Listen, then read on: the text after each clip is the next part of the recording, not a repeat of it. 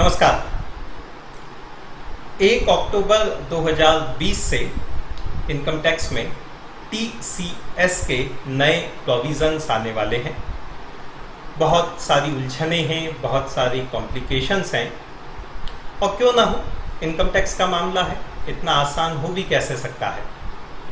कोशिश करते हैं उन सारे सवालों का जवाब ढूंढने की, उन सारी कॉम्प्लिकेशंस को रिजॉल्व करने की जो TCS tax collection at source के कारण इनकम टैक्स में आने वाली है।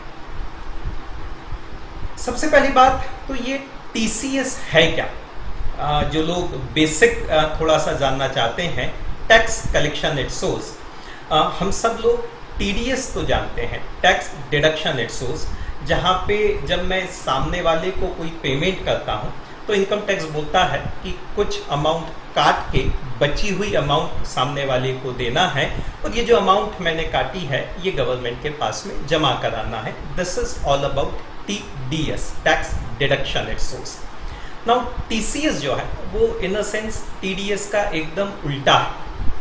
नाउ टीसीएस में इनकम टैक्स कहता है कि भाई जब आप अपना कुछ पैसा सामने वाले से कलेक्ट कर रहे हो तो थोड़ा सा एक्स्ट्रा पैसा कलेक्ट कर लेना, इनकम टैक्स के नाम पे कुछ एडिशनल अमाउंट कलेक्ट कर लेना, और ये जो एडिशनल अमाउंट आपने कलेक्ट करी है ये गवर्नमेंट के पास में जमा करा देना। This is what the TCS tax collection at source is. Conceptually speaking this is something similar to GST. जैसे जब मैं अपना माल बेचता हूं तो सामने वाले से जीएसटी कलेक्ट करके गवर्नमेंट के पास में जमा कराता हूं, कुछ वैसा ही मुझे ये टीसीएस इनकम टैक्स कलेक्ट करना है और इनकम टैक्स कलेक्ट करके गवर्नमेंट के पास में जमा कराना है। सवाल पूछा जा सकता है कि साहब जब मैं जीएसटी ऑलरेडी कलेक्ट कर रहा हूं तो गवर्नमेंट ये एडिशनल इनकम टैक्स क्यों मुझसे कलेक्ट करवा रही है। इस सवाल का जवाब जो है वो केवल हमारी वित्त मंत्री दे सकती हैं। अब हमारा काम तो खाली यह है कि अब जो भी प्रोविज़न है उसका कंप्लाई करना है और अच्छे तरीके से समझ के कंप्लाई करना है। तो क्या है ये नया टीसीएस का प्रोविज़न। इनफैक्ट 1 अक्टूबर 2020 से 3 टीसीएस के प्रोविज़न एप्लीकेबल हो रहे हैं। Tax collection at source, foreign remittance पे टीसीएस, ओवरसीज टूर पैकेज पे टीसीएस, और TCS on sale proceeds of any goods. ये जो तीसरा वाला टीसीएस है हम उसके बारे में चर्चा करने वाले हैं, क्योंकि ये बहुत वाइडली एप्लीकेबल होने वाला है। अधिकांश बिजनेसेस पे इस प्रोविज़न की एप्लीकेबिलिटी होने वाली है। तो सबसे पहले समझ लेते हैं what is the basic idea of this provision, और देन उसके बाद में जो कॉम्प्लिकेशंस हैं, जो क्लेरिफिकेशंस की ज़रूरत है वो फिर उसके बाद में डिस्कस करते हैं। पर सबसे पहले what is this basic provision. नया सेक्शन इंट्रोड्यूस हुआ है, सेक्शन 206C1H, और ये नया सेक्शन बोलता है कि सब इन the case of every person having turnover of exceeding 10 crore in the last previous year. तो किनके लिए ये नया प्रोविज़न काम का है? उन सारी बिजनेस एंटिटीज़ के लिए जिनका पिछले साल का टर्नओवर 10 करोड़ रुपए से ज़्यादा था। ये बिजनेस एंटिटी कोई भी हो सकती है, कंपनी हो सकती है, पार्टनरशिप फर्म हो सकती है, एलएलपी हो सकती है, इंडिविजुअल प्रोप्राइटरशिप कंसर्न हो सकती है। टर्नओवर पिछले साल 10 करोड़ से ज़्यादा था। This is what is the criteria. अगर ऐसा है तो ये वाला प्रोविज़न आपके ऊपर एप्लीकेबल हो सकता है। अब अगर 10 करोड़ से ज़्यादा टर्नओवर था तो ये टीसीएस कब कैसे करना है, तो अगली बात सेक्शन बोलता है कि अब आप कोई भी गुड्स सेल कर रहे हैं, सेल ऑफ एनी गुड्स, और सामने वाली पार्टी जिसको आप ये गुड्स सेल कर रहे हैं, आपकी total sale during the previous year to that party is more than 50 lakhs। उस पार्टी को आपकी साल भर की सेल 50 लाख रुपए से ज़्यादा है, then this provision will be applicable. So 2 criteria हो गए, आपका खुद का टर्नओवर 10 करोड़ से ज़्यादा, दूसरा जिस पार्टी को आप सेल कर रहे हैं आपकी sale value to that party during the year aggregate total sale 50 lakh रुपए से ज़्यादा, then this TCS is applicable. If it is applicable then what is to be done?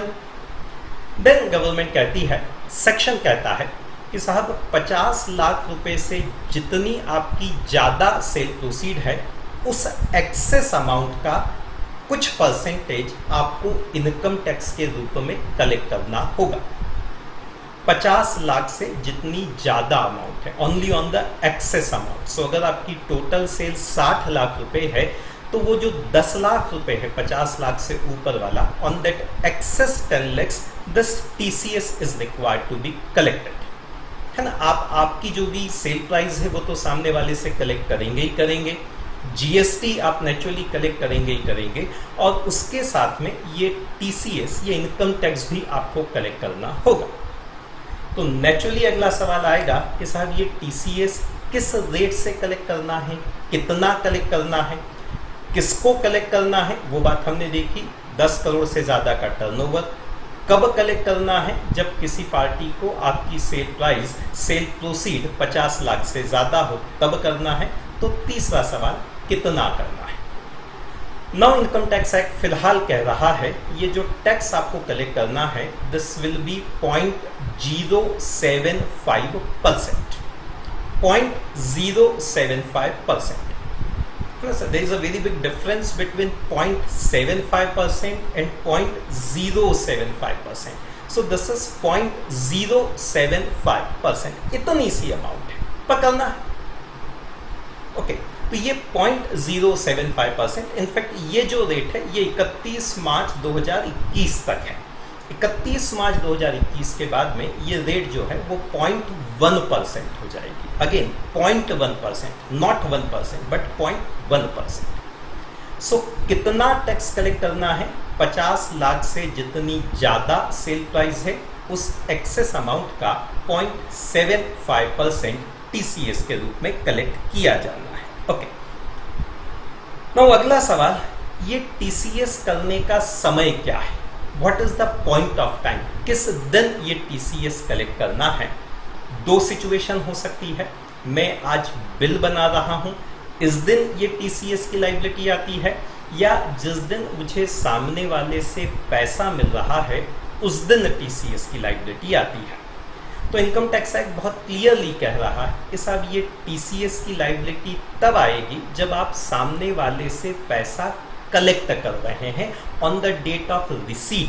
आज मैंने खाली बिल बना दिया है, इनवॉइस बना दिया है, तो आज TCS की लायबिलिटी नहीं आती है। ये जानना इसलिए ज़रूरी है क्योंकि जैसे ही TCS की लायबिलिटी आ गई है, जिस भी महीने में TCS की लायबिलिटी आ गई है, अगले महीने की 7 तारीख तक ये TCS हमें जमा कराना है। तो मैंने सेल किया है दिसंबर के महीने में, पैसा मुझे मिल रहा है फरवरी के महीने में, तो TCS कब जमा कराना होगा? दिसंबर सेल के हिसाब से देखा जाए या फरवरी रियलाइजेशन के हिसाब से देखा जाए। सेक्शन बहुत क्लियरली कहता है कि जिस दिन पैसा मिल रहा है on the date of receipt ये TCS की लायबिलिटी आएगी। तो हमारे एग्जाम्पल में अगर सेल दिसंबर में हो रही है, पैसा फरवरी में मिल रहा है, तो TCS जमा कराना होगा गवर्नमेंट के पास में अगले महीने, दैट इज मार्च की 7 तारीख तक। तो TCS की liability is not on the point of sale, it is on the point of receipt of sale consideration. Then उसके बाद में कब कब ये TCS नहीं करना है? There are certain exemptions, there are certain exceptions. In the case of goods being exported outside India, अगर आप एक्सपोर्टर हैं, SEZ कंपनी है या कोई और दूसरे एक्सपोर्टर हैं जो गुड्स आप इंडिया के बाहर एक्सपोर्ट कर रहे हैं, देन उनके लिए TCS नहीं करना है। वेरी लॉजिकली आपका बायर इंडिया के बाहर बैठा हुआ है, उससे आप एक्स्ट्रा टैक्स UB कलेक्ट नहीं कर पाएंगे। So when the goods are being exported outside India then ये TCS नहीं करना है। कभी कभी ऐसा हो सकता है कि बायर ने उल्टा आपका TDS कर लिया हो। से फॉर एग्जाम्पल आप जॉब वर्क कर रहे हैं किसी के लिए, सामने वाले ने आपको जब जॉब वर्क चार्जेस का पेमेंट किया तो उसने TDS कर लिया है, तो इनकम टैक्स बोलता है कि साहब वो TDS करें और आप TCS करो, दोनों एक साथ करने की ज़रूरत नहीं है। अगर सामने वाले ने आपके पेमेंट में से TDS कर लिया है तो फिर आपको TCS करने की ज़रूरत नहीं है। तीसरा एक्सेप्शन जो है वो है कि साहब बायर अगर सेंट्रल गवर्नमेंट है या स्टेट गवर्नमेंट है या कोई लोकल अथॉरिटी है या फॉरेन की एम्बेसी वगैरह है, उनको अगर आप कुछ बेच रहे हैं तो देन वापस फिर ये टीसीएस करने की ज़रूरत नहीं है। चौथा एक्सेप्शन, यदि आप ऑटोमोबाइल वगैरह में डील करते हैं जिन पे ऑलरेडी पहले से टीसीएस के प्रोविज़न एप्लीकेबल हो रहे हैं, कुछ आइटम्स ऐसे हैं जिन पे ऑलरेडी पहले से टीसीएस के प्रोविज़न एप्लीकेबल हैं, तो जिन पे पुराने टीसीएस के प्रोविज़न हैं उन पे वही पुराने प्रोविज़न एप्लीकेबल होंगे। ये नया वाला प्रोविज़न फिर उन केसेस में एप्लीकेबल नहीं होगा जहाँ पे ऑलरेडी किसी दूसरे सेक्शन में टीसीएस हो रहा है।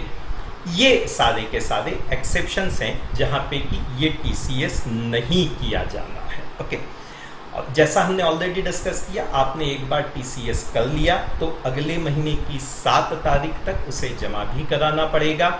जैसा टीडीएस का क्वार्टरली रिटर्न फाइल होता है वैसा टीसीएस का भी क्वार्टरली रिटर्न फाइल करना होगा, अलग से सेपरेट रिटर्न फाइल होगा।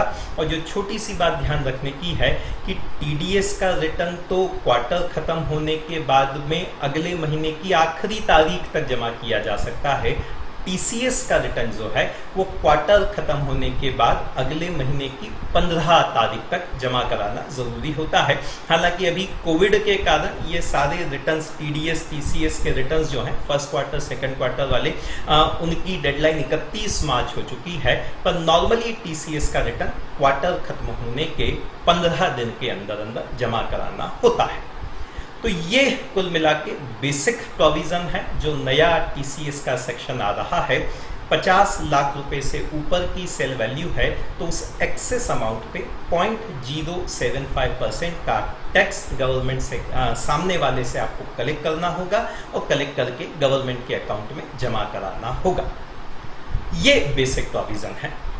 After this basic provision now कई सारे कॉम्प्लिकेशंस हैं, कई सारे इश्यूज़ हैं जिनको हम अब अलग से सेपरेटली डिस्कस करेंगे।